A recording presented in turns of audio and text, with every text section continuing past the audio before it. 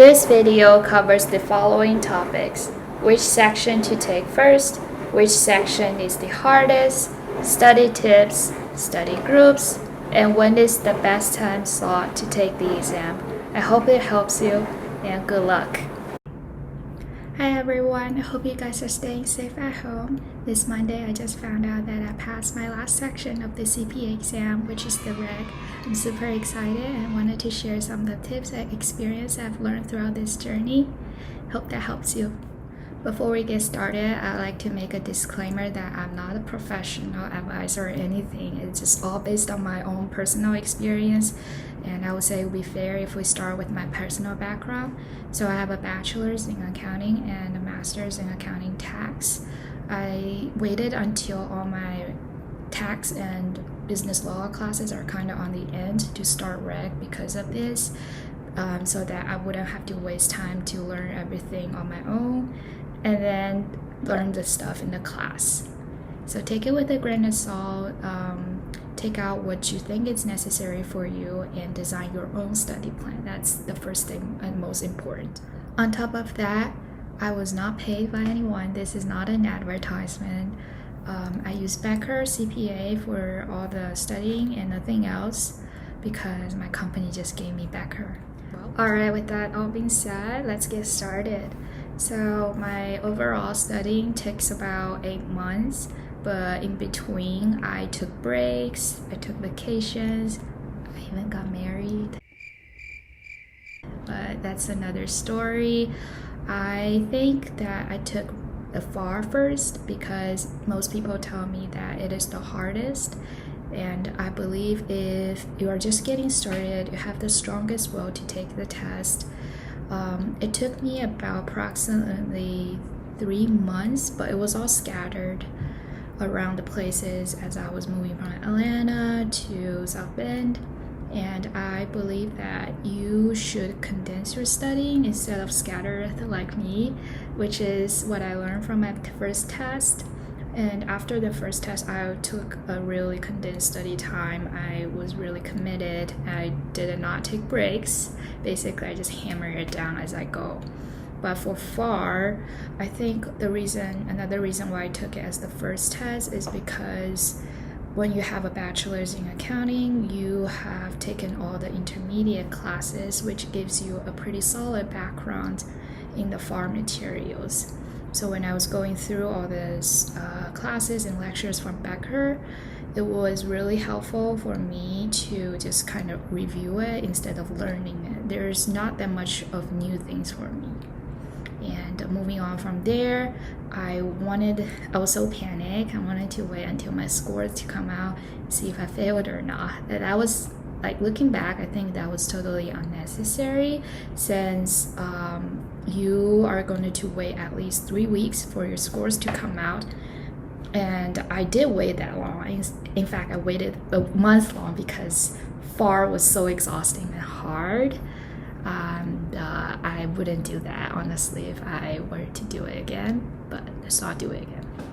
Anyways, so next topic, I move on to audit because I was thinking that audit wasn't that hard, but it was somehow between the Christmas holidays and vacations going on. So we want to take something that is lighter, and that is why I pick audit. But to be fair, I only took one audit class. I have no work experience related to audit.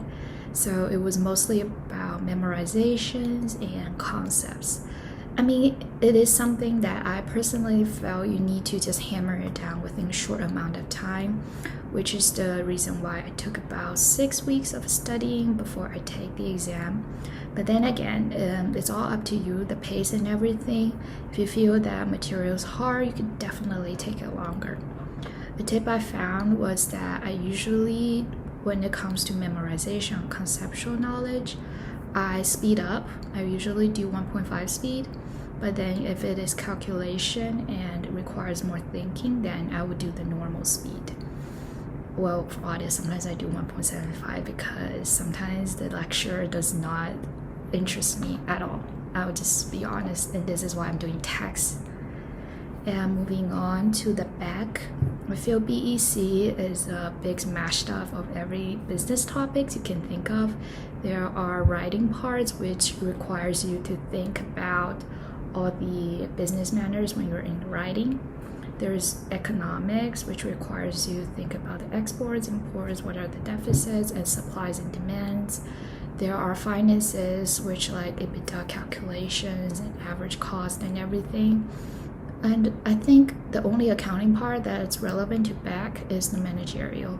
This is what people think that makes it the easiest topic, I guess. And personally for me, I only spent about a month or so studying it. And also I was in class, so it wasn't even full-time studying. But I would definitely recommend people to hammer down the formulas and the concept in the econ. So the last one I took was reg. I do not regret it taking the last one because right at this point I already finished my classes and tax and business law classes. So when I was studying over it, it only took about 8 weeks. But I did not include the time that my test spot was canceled and I was panicking, searching for a new spot to take the test and waiting for the AICPA to reply to my emails. Those doesn't count. So in total, I studied for about 6 weeks and the exam was well. So after I'm done talking about how I felt about each sections, I wanted to get to the topic of what are some of the study tips. So firstly, I think that it is really helpful if you have friends that are studying with you. So even if you're alone, I have found several forums that help me tremendously in preparing for the test, the right mindset, and I'll link them down below. The most important one that I think is the Reddit actually, and the Facebook groups. Those are the two most important ones because these are real people. They're studying with you. They're struggling with you. They're maybe taking booze with you when you're in the midnight studying. I don't know, but so join the group if you want and keep yourself motivated. Make sure you're on a right mental set. If you fail, oh God bless not. But if you do, don't give up. Remembering that it all just matters when you get that license and you already put in so much effort, so don't worry, you will be there if you keep on the hard work. And the next tip is about how do you study for it, and this is just for me, okay? So for me, I would go through all the lectures through the Becker. And then, as I mentioned before, I speed up when I feel like I understand the topic, and I will slow down if I feel like I need to rewind a little bit more. But at the end of each lecture, I always make sure I do about 10 MCQs, making sure that I get the concept. And if I miss more than 3 out of 10 questions, then I would go back and make sure I review it and start it so that I know this is something that I haven't really hammered it down yet. And then when I'm done with all the sections, I would go back and write out an outline for each of the chapters so that there is an overview of every topic. At the review stage, I would recommend people usually do 30 MCQ and 3 simulations. You could do that through the unlimited testing. I find that really helpful because they cover almost every topic in the exam. It's almost like a mini mock to me because simulations, first of all, you only have 3 simulations.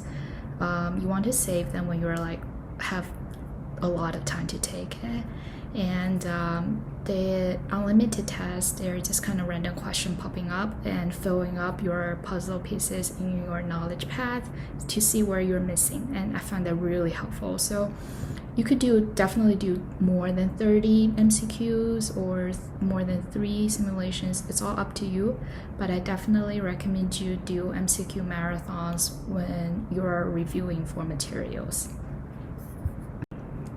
So people have been asking me what spots to take and when to start registering for test. For me, I would definitely recommend people, once you have the mindset to take the CPA, start registering for the test slots as soon as possible, because it gives you the mindset that the deadline is approaching. So whenever you're about to give up, you have no excuses but to push on. Typically, that if you cancel or change dates before 30 days or 31 days, I don't know, I kind of forgot, but check on that.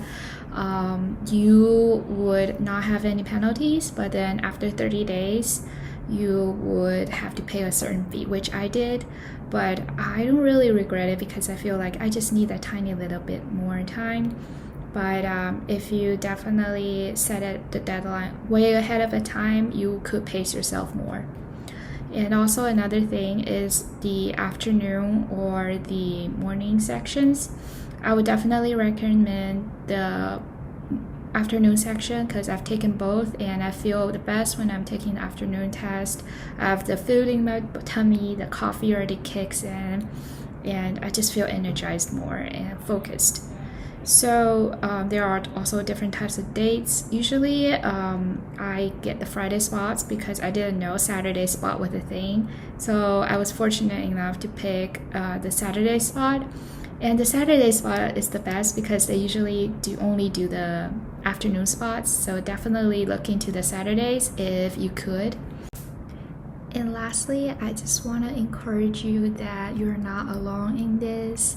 Keep on doing what you're doing right now, the hard work, all the sweat, tears, whatsoever. Your family, your friends are all supporting you. You got this, and if you have any questions, leave it down and I'll probably read it. But good luck.